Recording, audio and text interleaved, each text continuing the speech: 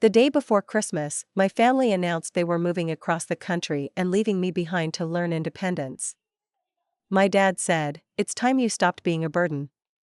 I just smiled. The next morning, they woke up to something that made them beg me to stay. I'm really struggling with whether I did the right thing here, even though a big part of me feels justified. The short version is, the day before Christmas, my parents and siblings dropped an explosive on me that they were moving across the country and leaving me behind because they felt I was a burden. My dad literally said, "It's time you stopped being a burden." I just smiled at them and said, "Okay." The next morning, well, they woke up to something they didn't expect, and suddenly they were the ones begging me to stay. It was December 24th, 2020. A snowy afternoon in Poughkeepsie, New York. I was standing at the kitchen counter, half listening to Christmas music playing on the radio, helping my mom glaze the ham for dinner. Corinne, my mother, was her usual tense self, barking out little critiques about how much brown sugar I was using or how I wasn't spooning the glaze evenly enough. I let her words wash over me. After years of living with them, you learn to exist in a state of quiet detachment. Then Lionel, my father, called for a family meeting from the dining room. His voice carried that same smug authority he always used when he thought he was about to do something that deserved applause. I wiped my hands on a towel and walked in. My younger sister, Alana, was already slouched in a chair, lazily picking at her nails. My brother, Drew, 20 years old and full of that college freshman arrogance, barely looked up from his phone. Lionel sat at the head of the table, hands folded like a principal about to expel a student. Corinne sat primly next to him. I stood across from them, leaning slightly against the doorframe. "We have some news," Lionel said. He paused like he expected us to clap. "We're moving to Oregon." I blinked, looking from one face to another, waiting for the punchline. "And you're not coming," Corinne said, almost too cheerfully. "You need to learn to stand on your own 2 feet," Lionel added. "It's time you stopped being a burden." There it was. Like a slap across the face, but colder somehow because it was said so casually, so reasonably. I smiled. Maybe the most genuine smile I had ever given them. "Okay," I said. And I meant it. They exchanged confused glances, as if they expected me to sob, or beg, or at least argue. When I didn't, Lionel gave a firm nod like he had just completed some noble fatherly duty, and Corinne chirped about how this would be the best thing for everyone. Dinner was tense, but only for them. I hummed to myself as I helped clean up. When they all went to bed, full of their own self-satisfaction, I went upstairs to my attic bedroom and started putting my plan into motion. They didn't know that I had already found my way out months ago. Working late nights bartending in Hyde Park had introduced me to a lot of characters, some good, some bad. One of the good ones was Mr. Vance, a widowed retired estate attorney who had taken a liking to me. We spent many quiet nights chatting when the bar was slow. He taught me about property, about finance, about how to build a life when nobody hands it to you. In early fall, he offered to sell me his old second home in Fish Slaughter. Dirt cheap. It needed work, but it was livable. I had saved every penny from the bar, taken out a modest loan, and closed on it in November. I hadn't told my parents. Not because I was planning something dramatic, but because, somewhere deep down, I knew they didn't deserve to know. That night, I scheduled the Wi-Fi service to be cut off at 6 a.m. Christmas morning. Same with the electric, the water, the heating oil delivery. I canceled every shared subscription under my name, Netflix, Amazon Prime, Hulu, even Spotify Family. The next morning, I was already gone. It snowed hard that night, the kind of heavy, wet snow that blankets everything in silence. I packed my car while they slept, slipping away like a ghost. My stuff wasn't much: clothes, a few books, some personal keepsakes. I didn't even leave a forwarding address. Before I left, I taped a note to the inside of the front door. "Good luck learning independence. Love, May." Around 8 a.m., the frantic text started. The Wi-Fi was down. Could I fix it? The house was freezing. Why wasn't the heat working? The oven wasn't turning on. How were they supposed to cook Christmas dinner? By 10 a.m., Lionel called me 5 times in a row. I didn't pick up. By noon, it was full of panic. Without Wi-Fi, they couldn't use their phones to call bad cell reception out there unless you used Wi-Fi calling. No heat, no food, no entertainment. Just a bitterly cold, quiet Christmas morning in an empty house. Apparently, Lionel even tried to call the utility companies, but he didn't know the account passwords. All of it was under my name. He must have realized, for the first time, how much invisible labor I had been doing for them. Around 3 p.m., I got a text from Corinne. Please come back. We didn't mean it like that. We love you. We need you. I didn't answer. Later that evening, my old neighbor Marcia, a kind woman who lived 2 doors down, texted me saying my parents had packed their things into the 2-family SUVs and left. No goodbye, no final gestures. Just left. They had been planning to leave that day all along. The announcement was just a formality. Now here I am, sitting in my tiny ranch house in Fish Slaughter. It isn't much, but it's mine. I sleep in a bed I paid for, in a house I own, surrounded by furniture I thrifted myself. I even adopted a rescue cat, a grumpy black and white fellow I named Salem. There's a quiet satisfaction in the stillness here. In waking up to my own life. In breathing air that doesn't feel heavy with expectation. And yet, sometimes, late at night, I wonder if I was too harsh. If I should have given them one more chance. If leaving them scrambling, freezing, abandoned in that old house was crossing a line I can't uncross. But then I remember the look on Lionel's face when he said it. It's time you stopped being a burden. And I think about how easy it was for them to cut me loose like an unwanted limb. How they had already planned to leave me behind on Christmas Day without a second thought. How, for once, I chose myself. The days after Christmas were strangely quiet. The snowstorm had buried everything in a thick white blanket, muting even the usual traffic sounds. At first, I kept checking my phone out of habit. Part of me still expected Lionel's name to flash across the screen, some angry voicemail telling me what a selfish brat I was. But after that initial flurry of desperate texts, they went completely silent. I found out through Marcia, the neighbor, that they hadn't just packed their cars with luggage. They had taken almost everything. Furniture, dishes, even the washer and dryer. It was as if they wanted to erase any trace that they had ever lived there. I guess in a way, it made sense. They weren't just moving. They were shedding. And I was part of what they were leaving behind.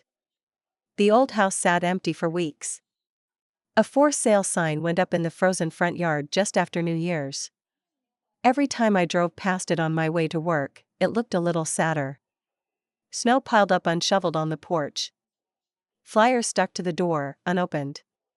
No lights in the windows. I should have felt free. Vindicated. Instead, all I felt was a gnawing kind of emptiness. It's a strange thing, losing a family you never really had. Like trying to mourn a ghost of something that never fully existed. In early January, I started getting letters forwarded from the old address. Some from banks. One from the electric company, notifying me that there was an overdue balance. Apparently, my parents had left the final month's bill unpaid, in my name. Classic. I spent a full afternoon on the phone, explaining that I hadn't lived at that address since December 24th. That the utilities had been shut off before they even left.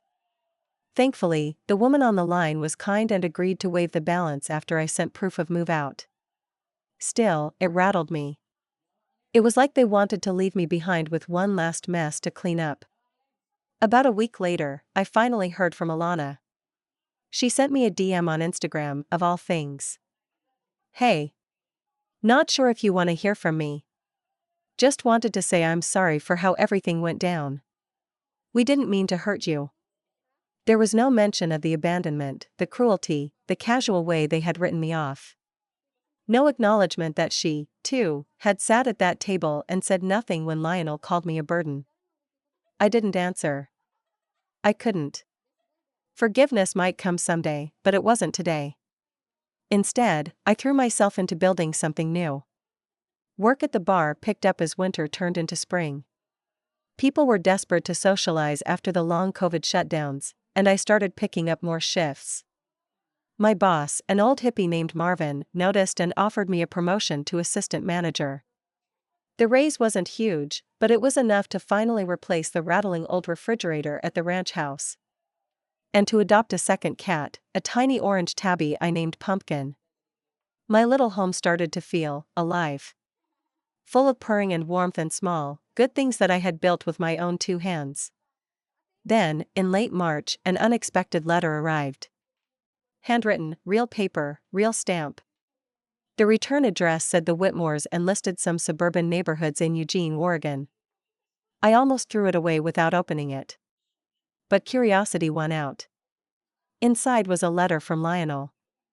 It was stiff, formal, like a business letter pretending to be an apology. He wrote that they had regretted how things ended and that they wished I would reconsider staying in touch. He talked about how family bonds are important and how resentment only poisons both sides. He did not apologize for calling me a burden. He did not apologize for leaving me behind on Christmas Eve without a plan, without a place to live. He did not even ask how I was doing. It was all about them. Their feelings. Their regrets. Their loneliness. I folded the letter carefully, put it back in the envelope, and slid it into the drawer of my nightstand without responding. Not because I wanted to save it.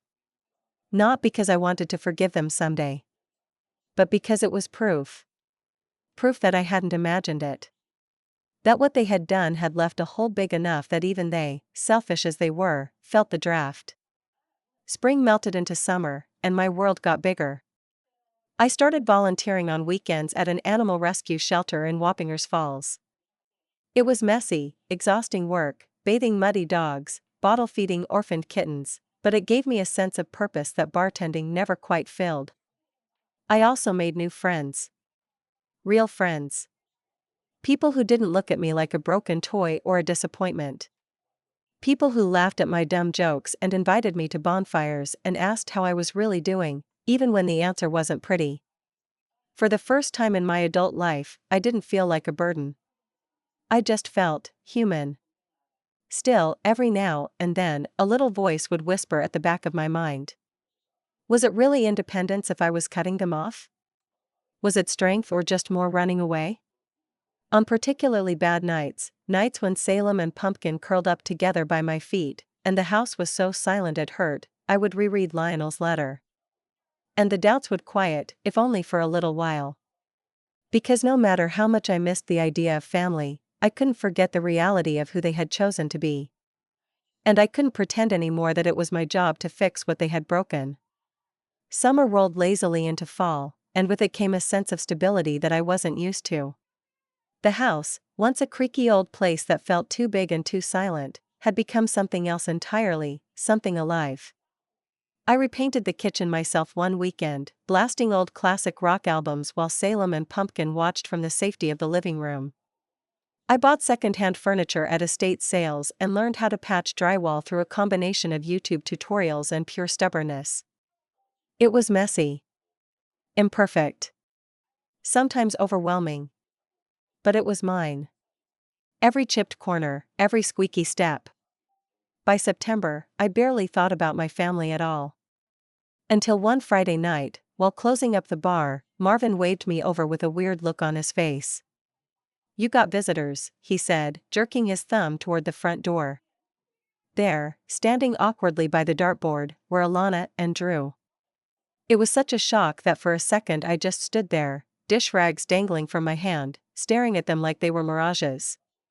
They hadn't changed much. Alana's hair was a little shorter, Drew looked tired around the eyes, but otherwise they were the same. And they looked nervous. Before I could even decide what to say, Alana blurted out, "Can we talk?" I wiped my hands on my jeans and nodded toward the back door. Out back. We stepped into the cool night air behind the bar. The alley smelled like cigarettes and fried food. A half-moon hung low over the trees. For a few seconds, nobody said anything. Finally, Drew shoved his hands in his pockets and said, "Mom and Dad are getting divorced." The words hit me harder than I expected. Corinne and Lionel, who had always been a solid, united front, even in their cruelty, splitting up. It seemed impossible. "Why are you telling me this?" I asked, voice flat. Alana shifted uncomfortably. "We didn't know where else to go. We thought, maybe you'd want to know." I laughed, a short, humorless sound. "Why? So I can send a Hallmark card?" Alana winced. Drew just looked down at his shoes. "We screwed up, May," Alana said quietly. "We know that. We didn't fight for you. We just went along with whatever they wanted." I crossed my arms over my chest, feeling the old anger spark under my skin. "They treated me like trash," I said. "And you helped." "We were scared," Drew mumbled. "Dad, he wasn't easy to say no to." The weight of everything unsaid hung heavy between us. Years of resentment, silence, hurt, all coiled up and waiting to strike. I looked at them, really looked. They weren't kids anymore. And they weren't hiding behind Lionel and Corinne's authority now. They were standing here, exposed, trying. And for the first time, I realized they weren't asking for forgiveness. They were asking for connection. Different things. "Where are they now?" I asked finally. Alana shrugged. "Dad's still in Eugene. Mom moved back here. She's renting an apartment in Newburgh." Newburgh. Only a half-hour away. The thought sent a weird shiver down my spine. I had gotten so used to thinking of them as a distant, closed chapter. Now suddenly the past wasn't so far away after all. "She wants to see you," Alana said carefully. She's not doing great." I exhaled slowly, feeling the weight of it all pressing down on me. Part of me wanted to laugh in their faces. Another part of me, a quieter, more dangerous part, wanted to know. Wanted to hear what she had to say. Wanted answers I knew I might never actually get. The next day, against my better judgment, I agreed to meet Corinne. We chose a neutral place, a quiet coffee shop near the river, the kind of spot that always smelled like cinnamon and wood polish. When I walked in, she was already there, sitting at a corner table, clutching a paper cup like it was a life preserver. She looked smaller somehow. Not physically, she was still the same impeccably put-together woman I remembered, but diminished. I slid into the chair across from her without saying a word. For a long moment, we just stared at each other. Then she said, "I'm sorry." 2 words. Just like that. I didn't answer. I didn't trust myself to. She swallowed hard, blinking rapidly. I thought pushing you out would make you stronger. I thought it would make you hate us less." I almost laughed at that. "You thought abandoning me would fix things?" I asked, voice sharp. Corinne flinched. "We didn't know what else to do. You were unhappy. We thought we were the problem. So we left." I leaned back in my chair, letting her words settle. "We were the problem," she said, softer this time. "We are the problem." Outside, people passed by the window, wrapped up in their lives. Mothers pushing strollers, teenagers with headphones, old couples holding hands. Inside, it felt like time had stopped. "I'm not here for apologies," I said finally. "Or forgiveness." Corinne nodded, biting her lip. "I just wanted you to know," she said, "I'm proud of you. Even if I never said it when it mattered."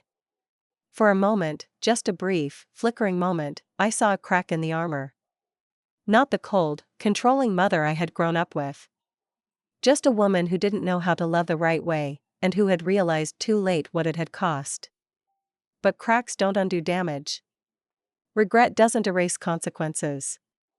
After we left the coffee shop, I sat in my car for a long time, hands on the steering wheel, staring blankly out at the Hudson River. I didn't cry. I didn't scream. I just felt tired.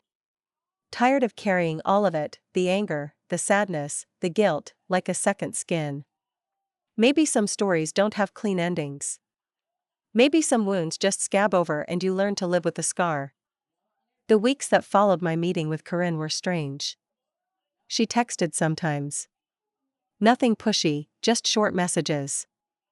Thinking of you. Hope you're doing well. Let me know if you want to meet again. I didn't block her. I didn't respond either. I wasn't ready, and maybe I never would be.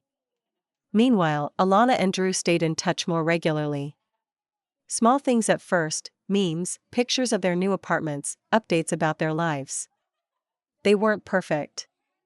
I still carried a lot of resentment toward them for standing by silently all those years. But I could see they were trying, in their own awkward, fumbling ways. And for now, that was enough. It wasn't until November, almost a full year after that Christmas disaster, that the real full circle moment arrived. I was sitting in the kitchen with Salem and Pumpkin napping on the windowsill when Alana called. Not a text. A real call. When I answered, she sounded out of breath, almost panicked. "May," she said, "Mom's in trouble. She needs your help." I didn't answer right away. Because help was a word that had gotten me burned before. "What kind of trouble?" I asked cautiously. "She's getting evicted," Alana said. "She can't afford the rent. She lost her job last month and didn't tell anyone. She's got nowhere to go." I closed my eyes, feeling a familiar weariness settle in my chest. "And why are you calling me about this?" Alana hesitated. "Because, she asked if she could stay with you." I almost laughed. After everything, after the abandonment, after the cold words and colder actions, she wanted my help. The same daughter she had left behind to learn independence, now she needed a place to stay? It was almost too poetic. For a few minutes, I just sat there, letting the irony soak in. Then I smiled. A small, private, genuine smile.